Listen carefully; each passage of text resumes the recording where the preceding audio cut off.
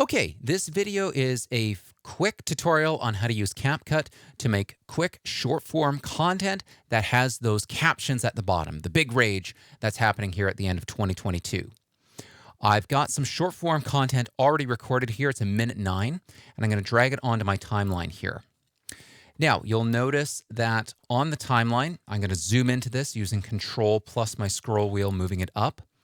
You'll notice down here that I've got that I can see the volume level at different times in my video.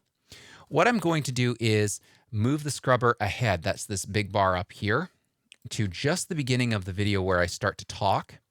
And I'm going to use B to activate the blade tool, and I'm going to snip that first part off. I'm going to listen to this, make sure I'm starting at the right spot. A tech run through make... Okay, awesome.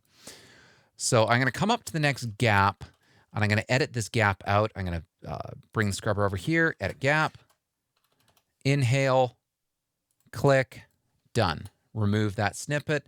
Click when I want to remove a clip, I click on it, hit backspace. All right. Work fine. But a Oh, I snipped a little bit too much off of that one. Fine. Want to complete the word? Oops. There we go. All right, so all I'm doing here is just trying to keep the whole sentence so it sounds natural. Internet work fine, but a rehearsal... There we go. All right, so it sounds pretty natural there. I'm just cutting out that dead air to keep the short nice and, well, short. Before the show. All right, so before the show, advance the scrubber, and I'm using spacebar to start and stop the playback. Content before the show. It's an opportunity to get feedback on how to tailor your speaker's content to the events. Okay, so I have a mistake there. I did a couple of takes.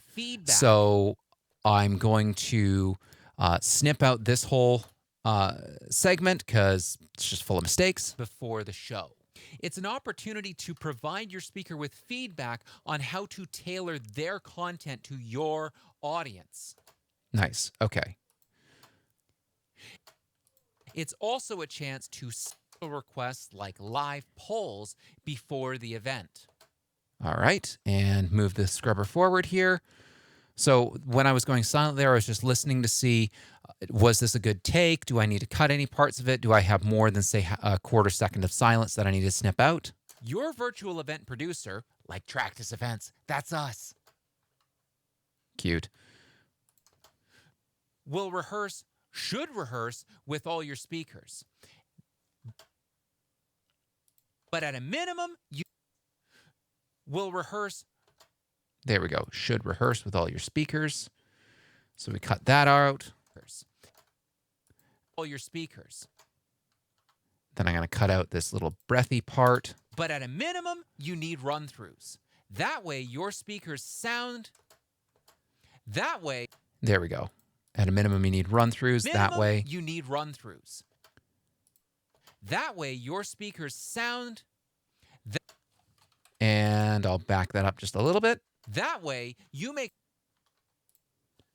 There we go. All right, make sure we have that sounding natural. You need run-throughs. That way, you make sure that your speakers look like and sound like the experts you know they are. Awesome. Okay, so we got the whole video done. I've snipped out the end. We've taken out all the dead sections. Now, the magic, captions. Go to text, go to auto-caption, hit create.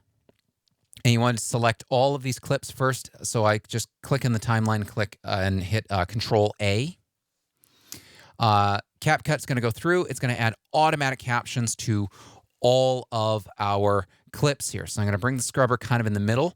By default, it gives us this white text. I don't really like it. So I'm going to bump up the font size a little bit as well. There we go. So there we go. So our font size is about 15. That's not bad. I think we'll use that for this one. And then you'll need to go through and just do a little bit of manual tweaking on this. It does a pretty good job of automatically detecting speech, but every now and then it just needs a little bit of assistance. So I'm going to zoom right in here, and I'm going to make sure that the text starts right away. A tech run-through makes sure that your speaker's microphone, camera, and internet work fine. But a rehearsal... There we go. So you may also need to fill in the gaps with the text as well. It's an opportunity to test your speaker's content before the show.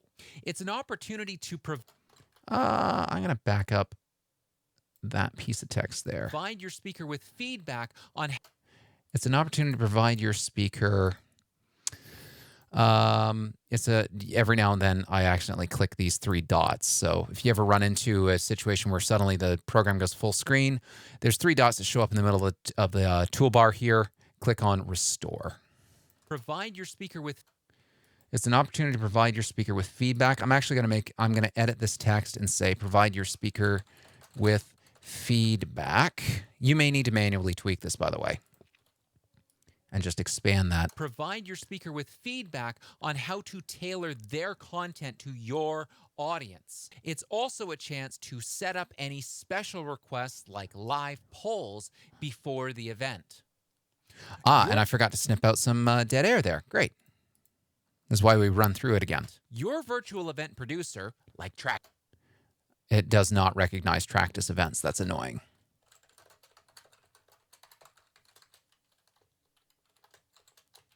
And I'm going to put in brackets there, like Tractus events. Like Tractus events. That's us. Should rehearse. So it's sort of messed up the recognition there. Like Tractus events. That's us. And I'm going to put that's on a second line. There we go. Bump that forward. Events. That's us. Should rehearse. And then expand this. So yeah, every now and then it gets the recognition wrong, but seriously, this saves so much time in the editing process. Should rehearse with all your speakers.